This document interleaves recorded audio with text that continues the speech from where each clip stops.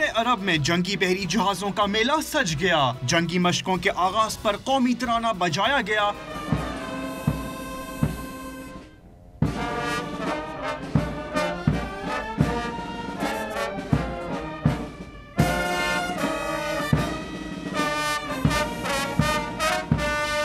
और मशकों में शरीक 36 ममालिक के परचम लहराए गए।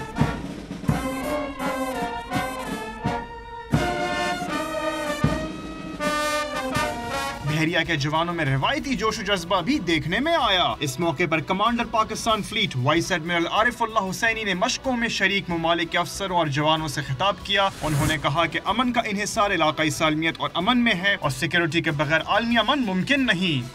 We prepare for war to ensure our security. Like I said, peace is not complete. Aman is not complete without security.